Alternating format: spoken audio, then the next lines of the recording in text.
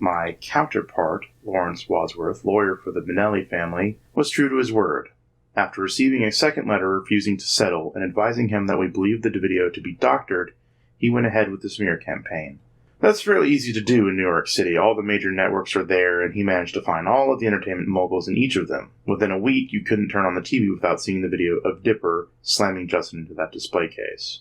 Fortunately for the Beach Bears, they had no concerts scheduled for the next few weeks. I am surprised that Wadsworth was able to get a trial date that was only a month away. This left me little time to gather my evidence to counter the claim being made.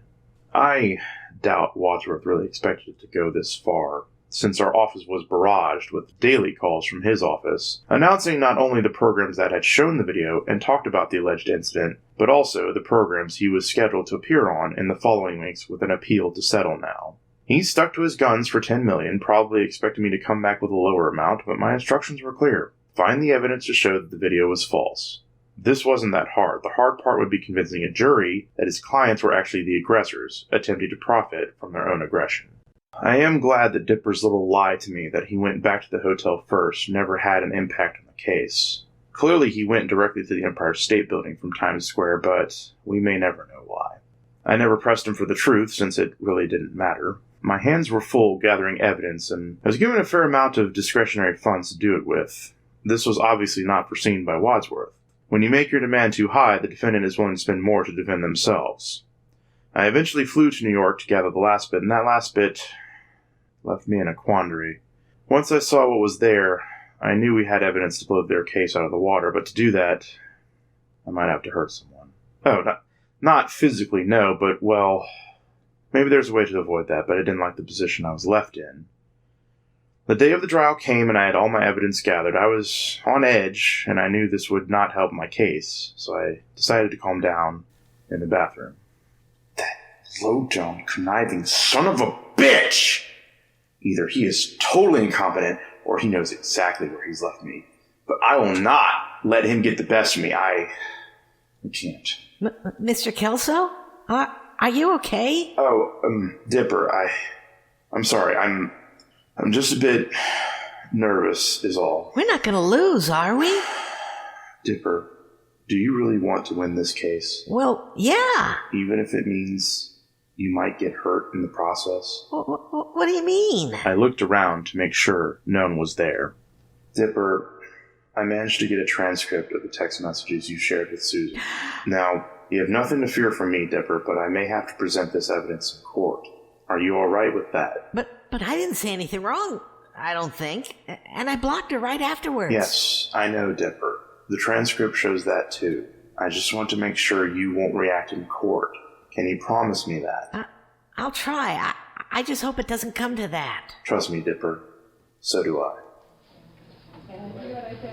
There was a large crowd of reporters and spectators in the courtroom, which is quite common for cases involving celebrities. Dipper was there with his uncle, Stargazer. Birch and Les were not at the trial as neither was needed and had other things that needed to be done, which will be revealed later. All rise. Civil Court for the State and County of New York is now in session. Judge Bailey presiding. Please be seated. I call now on the case of Benelli versus Draper et al. Is the plaintiff ready to proceed? We are, Your Honor. And is the defense ready to proceed? We are, Your Honor. Mr. Wadsworth, you may begin your opening statement. Thank you, Your Honor. Ladies and gentlemen of the jury, at first glance, this case appears to be a very simple case of assault. But let me assure you that it is far more than that. As the evidence I intend to present is revealed, then you will see that this is a clear case of the rich and powerful preying upon the small and weak. The laws of this great nation were written specifically to protect the common man from the ravages of those who believe themselves to be above the law and above the rest of us by virtue of their position, their fame, and their wealth. Now, we all know stories similar to this, and as you shall see, this case is no different. For justice to be done, those who seek to use their wealth and fame to do whatever they wish to the poor and defenseless must be stopped and made to pay for their crimes. I trust you will see that justice is done. Mr. Kelso, you may now begin your opening statement. Thank you, Your Honor. Ladies and gentlemen, The plaintiff would like you to believe this is a clear-cut case. Let me assure you that it is anything but. What I intend to prove is that the evidence you are about to see may appear to show one thing, but in reality, it will show you something else. You will hear expert testimony from those familiar with the type of media you will be shown, and will point out how it has been manipulated to show an entirely different story than that in reality. Such manipulation can produce an impression that is, in fact, false and misleading. Now you may ask, why would they do such a thing? As my counterpart has already pointed out, the defendant is quite wealthy. We do not deny this. But does that automatically make the defendant a bad person? I think we can all agree that that does not necessarily follow. I intend to show that it was, in fact, the wealth of the defendant the plaintiff is attempting to access through deceptive means. I intend to show that it was not the defendant who is the aggressor here, but the plaintiff. Should an aggressor have a right to someone's wealth? If that were true, we would not have laws against theft. Clearly, an aggressor should not profit from their aggression. Mr. Wadsworth, you may begin your case. Thank you, Your Honor. Wadsworth began his case by presenting an affidavit to the court from the arcade owner, vouching for the accuracy of the video he had provided. He then showed the video that had been seen on just about every channel in the city. I allowed it to go, without any objection, even though Dipper was squirming in his seat. His Uncle Stargazer simply placed a hand on his shoulder and he settled down. I would now like to call Justin Benelli to the stand. Justin, you observed the video that was just shown.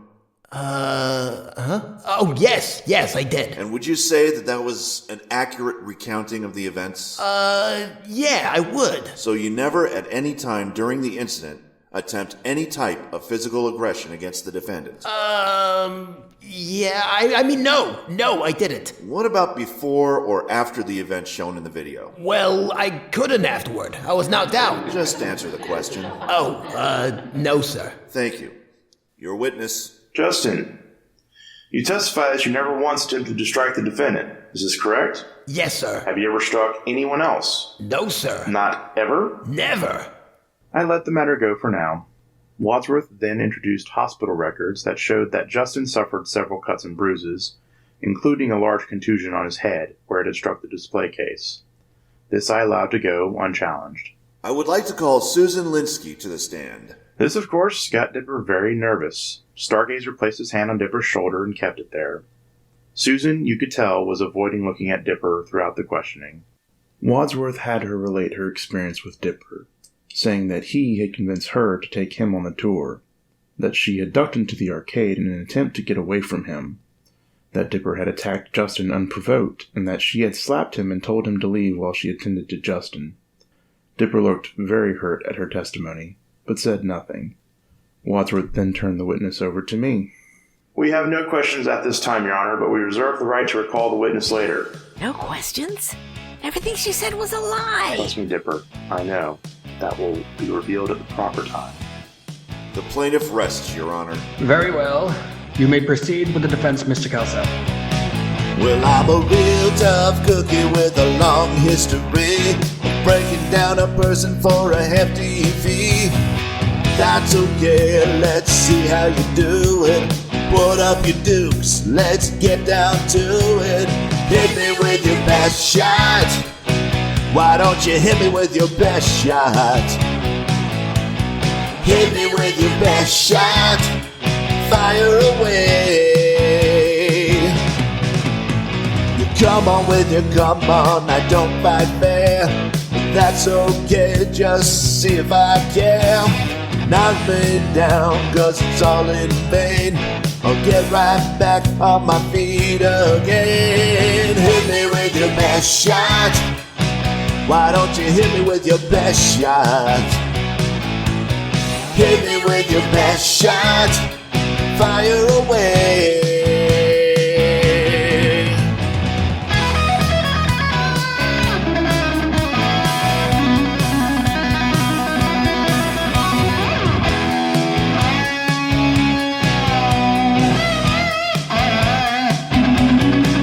Well, I'm a real tough cookie with a long history of breaking down people for a hefty fee. Before I put another notch in my legal briefcase, you better make sure you put me in my place. Hit me with your best shot. Come on, hit me with your best shot. Hit me with your best shot. Fire away. Hit me with your best shot. Why don't you hit me with your best shot? Hit me with your best shot. Fire away.